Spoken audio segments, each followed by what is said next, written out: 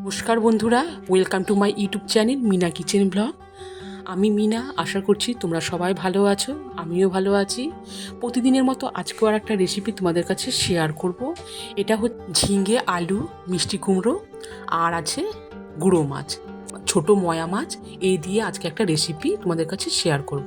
তাহলে চলো বন্ধুরা, তোমরা দেখতে থাকো প্রথম থেকে শেষ পর্যন্ত এই রেসিপিটা আমি কিভাবে করছি। তো দেখো বন্ধুরা, এখানে আমি মিষ্টি কুমড়ো, আলু আর ঝিঙে কেটে ভালো করে ধুয়ে নিয়েছি। আর এইখানে দেখো ময়া মাছ, এই ময়া মাছগুলোকে আমি ভালো করে ধুয়ে রেখে দিয়েছি। তো দেখো বন্ধুরা, মাছগুলোর মধ্যে আমি লবণ আর হলুদ দিয়ে ম্যারিনেট করে নিলাম। এরপরে আমি ওভেনে কড়াই বসিয়ে দিয়েছি। কড়াইয়ে এখানে আমি সাদা তেল দিয়েছি, মানে রিফাইন অয়েল। রিফাইন অয়েলে সামান্য লবণ দিয়ে এরপরে আমি আগে থেকে কেটে রাখা আলুর পিসগুলো দিয়ে দিলাম। আলুর পিসগুলো দিয়ে দেখো বন্ধুরা, আমি নাড়িয়ে নিচ্ছি। আর আলুর পিসগুলোকে আমি একটু ব্রাউন করে ভেজে তুলে নেব। দেখো বন্ধুরা, আমি আলুর পিসগুলো ভেজে তুলে নিলাম। এরপরে সেই তেলেই এখন আমি কেটে রাখা মিষ্টি কুমড়োর পিসগুলো দিয়ে দিলাম। মিষ্টি কুমড়োর পিসগুলো আমি ভেজে নিব। তো বন্ধুরা, তোমরা দেখতেই পাচ্ছ মিষ্টি কুমড়োগুলো কিন্তু ভাজা হয়ে গেছে। আমি মিষ্টি কুমড়োগুলোকে তুলে নিলাম। এরপরে বাকি যে তেলটা আছে সেই তেলে আমি দেখো বন্ধুরা মাছগুলো দিয়ে দিলাম। মাছগুলো ভাজা হওয়ার সাথে সাথে আমি এইদিকে একটা মশলার পেস্ট তৈরি করে নিচ্ছি। এখানে দেখো বন্ধুরা, কাঁচা লঙ্কা আছে, আদা, রসুন আর টমেটো, এই দিয়ে আমি একটা মশলার পেস্ট তৈরি করে নিব। দেখো বন্ধুরা, মশলার পেস্টটা আমার হয়ে গেল।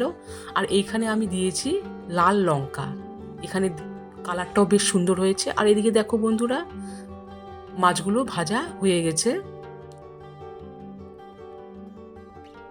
এরপরে দেখো বন্ধুরা, আমি সেই তেলে আরেকটুখানি সরিষার তেল অ্যাড করার পরে দিয়ে দিলাম আগে থেকে কেটে রাখা পেঁয়াজ কুচি।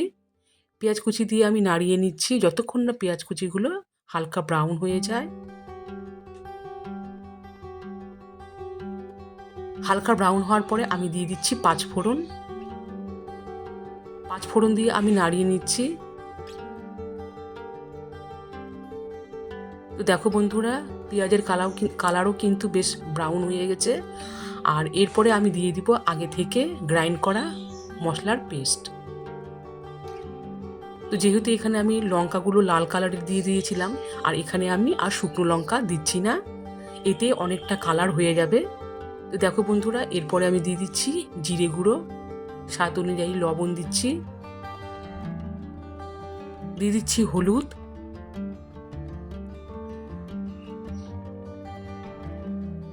এরপরে আমি এখন মশলাগুলোকে ভালো করে নাড়িয়ে নিচ্ছি যতক্ষণ না মশলাগুলো ভালো করে তেলের সাথে মিশে যায়, ভালো করে কষা হয়ে যায়।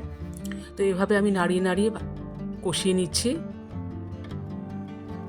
কিছুক্ষণ পর দেখো বন্ধুরা, মশলাগুলো ভালোভাবে মিশে গেছে। এরপরে আমি দিয়ে দিচ্ছি কেটে রাখা ঝিঙে। আর আমি এখানে আগে থেকে ঝিঙে দিইনি, কারণ ঝিঙে খুব তাড়াতাড়ি সহজেই গলে যায়। তো দেখো বন্ধুরা, আমি হালকা করে একটু এখানে ঢাকা দিয়ে রেখে দিলাম।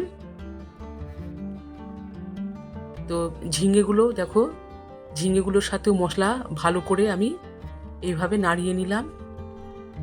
আর ঝিঙেগুলো কিন্তু দেখো হালকা সেদ্ধ হয়ে গেছে, মানে ফ্রাই হয়ে গেছে। আর এরপরে এখন আমি দিয়ে দিব আগে থেকে ভেজে রাখা আলু আর মিষ্টি কুমড়োর পিসগুলো।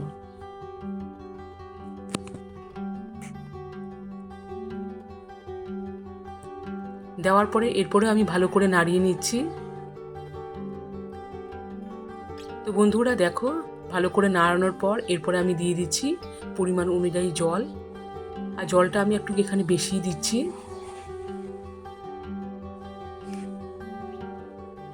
এরপরে আমি দিয়ে দিচ্ছি এখানে 4 থেকে 5টা কাঁচা লঙ্কা চিড়ে দিয়ে দিলাম। এরপরে আমি দেখো বন্ধুরা ঢাকা দিয়ে রেখে দিব। এভাবে কিছুক্ষণ অপেক্ষার পর আমি আবারও ফিরে আসলাম। তো দেখো বন্ধুরা, সবজিগুলো কিন্তু ভালোভাবে সেদ্ধ হয়ে গেছে। আমি একটু নাড়িয়ে দেখাচ্ছি, দেখো বন্ধুরা।